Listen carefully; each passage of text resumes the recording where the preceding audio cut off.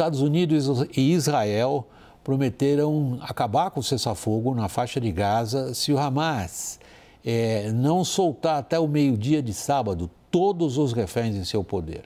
Também nesta terça-feira, Donald Trump falou do futuro de Gaza com o rei Abdullah II da Jordânia, um país que ele quer que receba os habitantes ou parte dos habitantes até hoje de Gaza. Confira na reportagem de Mariana Giangiacomo. O rei afirmou ser contra o projeto do presidente americano de retirar os palestinos da faixa de Gaza e deslocá-los para a própria Jordânia e para o Egito. Trump havia ameaçado retirar a ajuda financeira dos americanos ao Reino Árabe, caso o país não topasse o plano de receber os moradores do enclave. Ainda assim, o rei prometeu abrigar 2.000 crianças palestinas doentes para que elas recebam tratamento em Amman. With all the challenges that we have in the Middle East, that I finally see somebody that can take us across the finish line to bring stability, peace, and prosperity to all of us in the region. And it is, I think, our collective responsibility in the Middle East to continue to work with you, to support you, to achieve those lofty goals. Apesar do otimismo do rei da Jordânia, a paz no Oriente Médio parece ter ficado ainda mais distante nas últimas 24 horas. Donald Trump disse que acabaria com o acordo de cessar-fogo se o Hamas não liberasse todos os reféns até o fim dessa semana, condição que não está prevista nas negociações que assessores do republicano intermediaram antes mesmo de ele voltar à Casa Branca. So I don't want to do 2 and then we do another 2 in another week and then we do 4 in 3 weeks. No.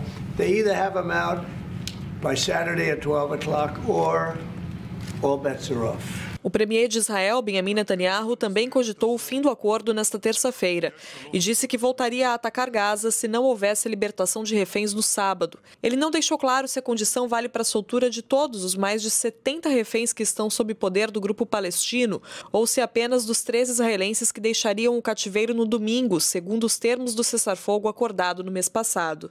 Num comunicado, o Hamas afirmou que as ameaças são apenas retóricas e que o único jeito de os reféns serem soltos é com o fim da guerra em Gaza. No início desta semana, o Hamas suspendeu a soltura programada para domingo, acusando Israel de furar as cláusulas do cessar-fogo ao restringir a entrada de ajuda humanitária na faixa de Gaza e impedir a volta de palestinos à região norte do enclave. Dani, há 2 assuntos gravíssimos aí, do ponto de vista da situação do Oriente Médio, abordados por Trump de uma vez só.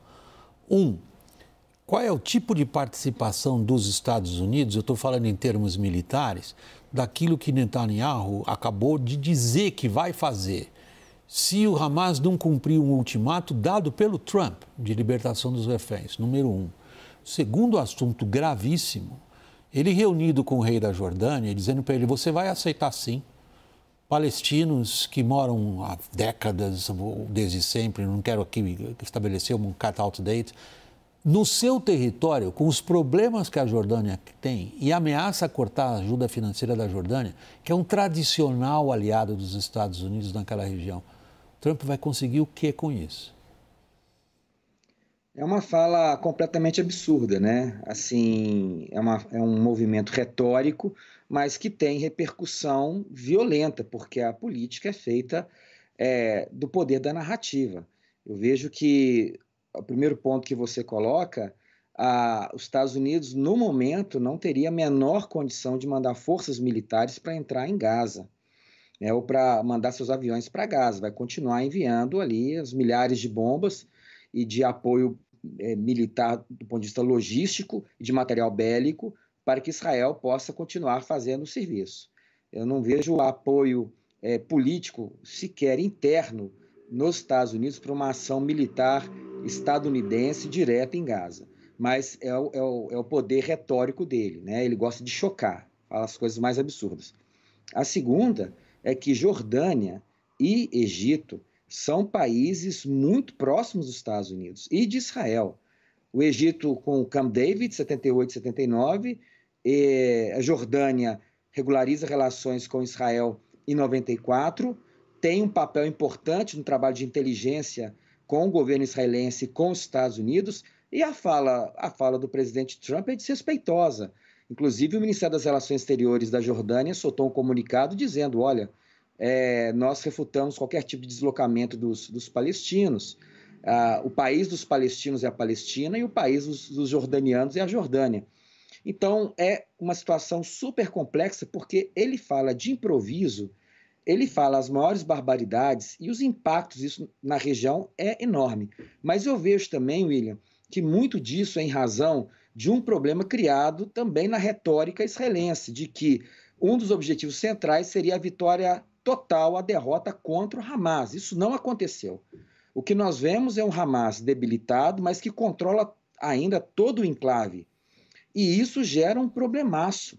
Por quê? Porque se a ajuda humanitária entra com muita força, isso na cabeça dos estrategistas israelenses, eu vou estar reforçando o Hamas. Se entra bulldozer, eu estou reforçando o Hamas nesse papel de reconstruir Gaza. Isso que eles não querem. Então vejo que tem um pouco isso também. A dificuldade de lidar com o Hamas no momento que ninguém quer o Hamas controlando a faixa de Gaza. Ninguém que eu digo, nem o mundo árabe, nem Estados Unidos, nem Europeia, nem Israel. Mas que solução?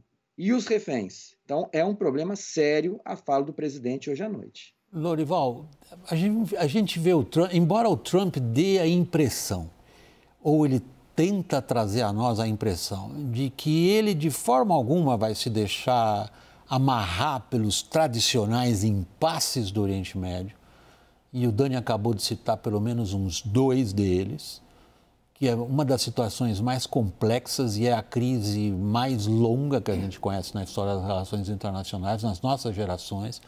Mas, na verdade, parece que é exatamente o que ele está conseguindo. Ser vítima dos impasses que ele disse ser capaz de resolver?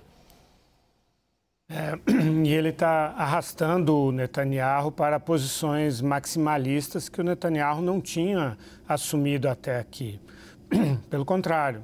O Netanyahu ele chegou a sacrificar o apoio do Itamar Ben-Gvir, ministro da Segurança Nacional, para fechar esse cessar-fogo, esse acordo de cessar-fogo com o Hamas e com o incentivo do Steve Witkoff, que é o enviado do Trump para o Oriente Médio. Isso nas vésperas de o Trump assumir a Casa Branca. Então, naquele momento, o Trump teve um papel construtivo, né, de pressionar Israel e indiretamente o Hamas também, mas principalmente o Israel, que era quem estava resistindo. O Hamas já tinha aceitado em maio o mesmo acordo proposto pelo Joe Biden. Em setembro, o próprio Hamas ofereceu um acordo que era mais rápido ainda, era um acordo de execução de 3 semanas para a libertação de todos os reféns israelenses. Mas o Netanyahu preferiu o formato do Biden, de maio, né, que é mais longo e, sendo mais longo, incorre muito mais riscos. E, de repente, o Trump, a partir dessa proposta de tomar conta da faixa de Gaza e de expulsar os palestinos, ele empurrou politicamente, forçou politicamente o Netanyahu a aderir a essas posições maximalistas. Porque como é que o primeiro-ministro de Israel vai ser mais moderado em relação ao Hamas do que o presidente dos Estados Unidos? Não faz sentido, né? E ainda mais com as pressões que o Netanyahu sofre no seu gabinete, que em parte é um gabinete ultranacionalista e exige esse tipo de... E ele fica sem imagem para adotar algo mais moderado. Essa que é a realidade, né? Então, acho que, como você diz, o Trump está se colocando numa posição depois bem difícil de sair, porque com tantas declarações e sem chegar a esses objetivos, será um fracasso na política externa dele, né? Logo no comecinho do mandato, e uma granada na qual ele pulou, né?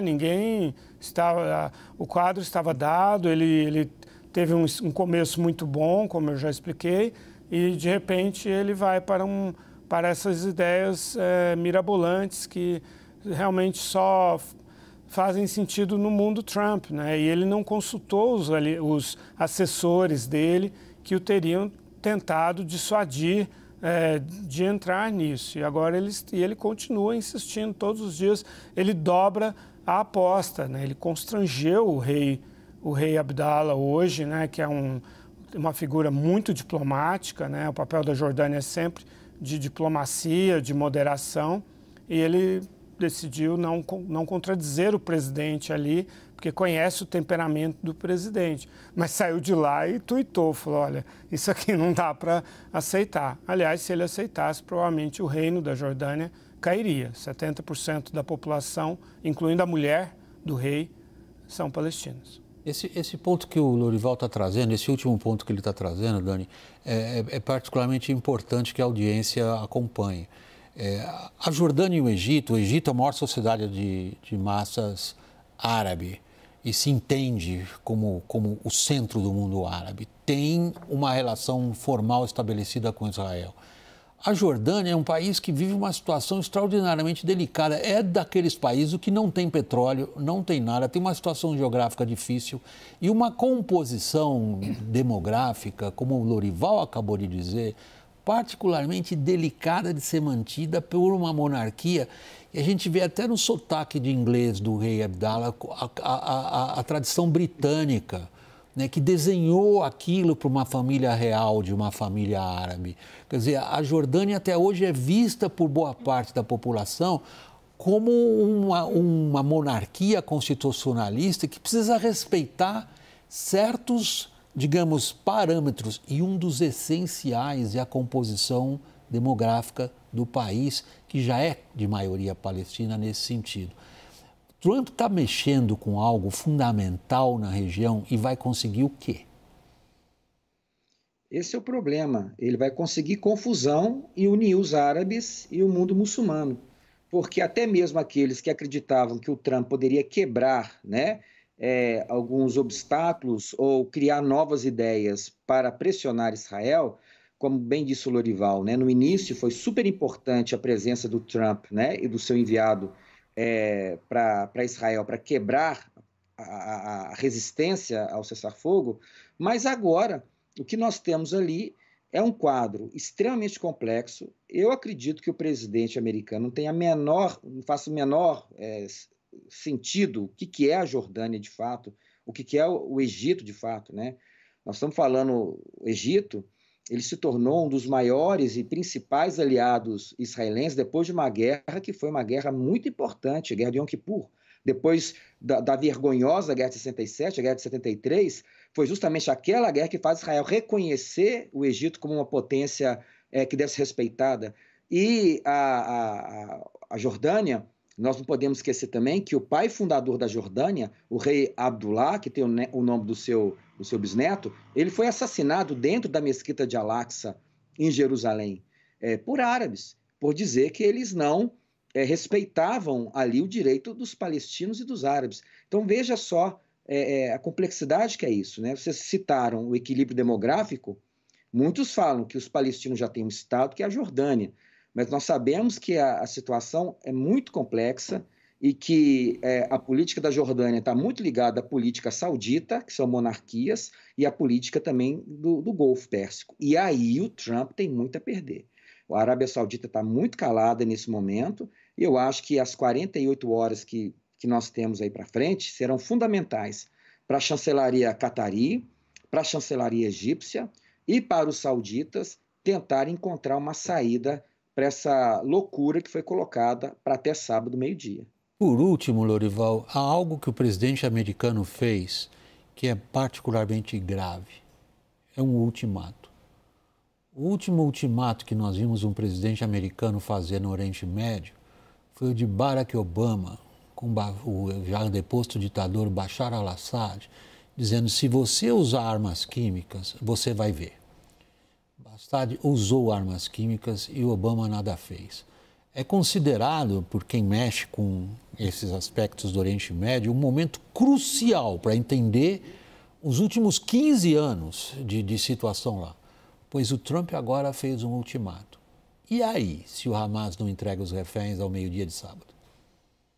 Pois é, e como o Hamas respondeu, e é algo que a gente já vinha dizendo, por mais que, e aqui não se trata de defender o Hamas, né, tomar reféns é um crime de guerra e um crime contra a humanidade, algo realmente abominável. Mas ao longo desses 15 meses dessa crise, ficou claro que Israel não tem condições de resgatar militarmente esses reféns. Israel destruiu a faixa de Gaza, fez incursões terrestres, com muitas baixas israelenses, inclusive, e conseguiu resgatar muito poucos reféns, né? Então, o Hamas está nas mãos do Hamas, né, soltar esses reféns, que são uma crise humanitária, humana, fenomenal na sociedade israelense. Então, existe aí um risco alto político para Netanyahu e acho que você aponta muito bem, também um risco muito grande para a credibilidade dos Estados Unidos de, mais uma vez, errar nisso. O rei Abdullah, ele citou o Mohammed bin Salman, da Arábia Saudita, disse que o MBS tem um plano e que deveria ser ouvido. A Al Arabiya, que é saudita, a rede de TV saudita, noticiou que o Abdel Fattah al-Sisi, o ditador egípcio, tinha planos de ir se encontrar com o Trump e cancelou esse plano por causa desse ultimato do Trump. Então, acho que não precisamos nem analisar, basta colocar os fatos na mesa para ver o quanto é mal pensada essa iniciativa do Trump.